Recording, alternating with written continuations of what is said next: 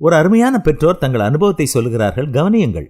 24 மணி நேரமும் பிஸியாக இருந்த என்னுடைய வாழ்க்கைக்குள் மகன் கார்த்திக் வந்தபோது நாங்கள் உண்மையிலேயே மகிழ்ச்சியாக இருந்தோம். ஆனால் அவனுக்கு 6 மாதம் ஆனபோது அவன் பிடிவாதமும் அழுகையும் ஆரம்பமானது. சாப்பிடும்போது, வண்டியில் பயணம் செய்யும் போது, ஏன் இரவில் தூங்கும்போது கூட அவன் அழுது கொண்டே இருப்பான். ஒரு நாள் நான் சமையல் அறையில் பிஸியாக இருந்தபோது கார்த்திக் விடாமல் அழ ஆரம்பித்தான். அப்போது என் அம்மா ஒரு யுக்தி சொன்னார். 1 நிமிடம் மொபைலில் ஏதாவது பாடலோ கார்ட்டூனோ காட்டிக்கொடு, உடனே அழுகை நின்றுவிடும். வேறு வழி இல்லாமல் என்னுடைய ஃபோனில் இருந்த வண்ணமயமான கார்ட்டூனை அவனுக்கு காட்டினேன். நடந்தது ஆச்சரியமாக இருந்தது.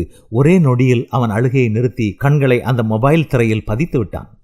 அந்த நாள் முதல் அந்த ஃபோன் எங்களுக்கு ஒரு இரட்சகராகிவிட்டது. முதலில் 5 நிமிடம், பிறகு 15 நிமிடம்.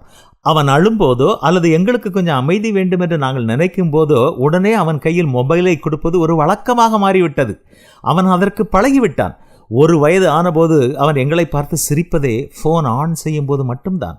சாப்பிட வேண்டுமென்றால் மொபைல் வேண்டும். மொபைல் பார்த்து கொண்டேதான் அவனுடைய வாயில் உணவை அவன் ஏற்றுக்கொள்வான். வெளியே போய் விளையாடுவதிலும் அவனுக்கு விருப்பமில்லை. மற்ற குழந்தைகள் விளையாடும் போது அவன் ஒரு மூலையில் உட்கார்ந்து மீண்டும் வீட்டிற்கு போய் மொபைல் தான் கேட்பான். 2 வயது கடந்தும் அவன் சரியாக பேசவில்லை. டாட்டா, அம்மா என்பதை தவிர தெளிவாக எதுவுமே சொல்லவில்லை. அவன் கண்களில் ஒருவித மங்கலான பார்வை இருந்தது. டாக்டரை காட்டிய போது எங்களுக்கு பெரிய அதிர்ச்சி காத்திருந்தது. குழந்தைக்கு ஸ்கிரீன் அடிக்ஷன் இருக்கிறது. அவன் வெளி உலகத்துடன் தொடர்பு கொள்ளவில்லை. அவனுடைய பேச்சுத்திறன் வளர்ச்சி தாமதமாக இருப்பதற்கும் இதுதான் காரணம். நீங்கள் கொடுக்கும் மொபைல் அவன் கவனத்தையும் மூளை வளர்ச்சியையும் பாதித்திருக்கிறது என்று டாக்டர் கடுமையாக சொன்னார். நாங்கள் ஒருவரை ஒருவர் பார்த்து கொண்டோம். அழுகையை நிறுத்த நாங்கள் கொடுத்த அந்த இரட்சகர் எங்கள் குழந்தையை எங்களிடமிருந்து தூரப்படுத்தி இருக்கிறது. மொபைல் காட்டிய போது கிடைத்த அந்த சிறிய நிம்மதி இன்று வாழ்நாள் முழுவதும் நீளும் ஒரு பெரிய வேதனையாக மாறிவிட்டது. இப்போது மொபைலை முழுமையாக தவிர்க்க நாங்கள் போராடி கொண்டிருக்கிறோம். அவன் பிடிவாதமாக தரையில் தலையடிக்கும் போது எங்கள் மனதே நடுங்குகிறது. ஆனாலும் நாங்கள் உறுதியாக இருக்கிறோம், அவனுடைய இழந்த குழந்தை பருவத்தை மீண்டும் கொடுக்க வேண்டும். ஆம், அழுகையை நிறுத்த நாங்கள் தேர்ந்தெடுத்த அந்த எளிய வழி வாழ்க்கையின் மிகப்பெரிய பாடமாக மாறிவிட்டது. குழந்தையின் எதிர்காலத்தை இழக்கச் செய்யும் எந்த எளிய வழியும் நல்லதல்ல.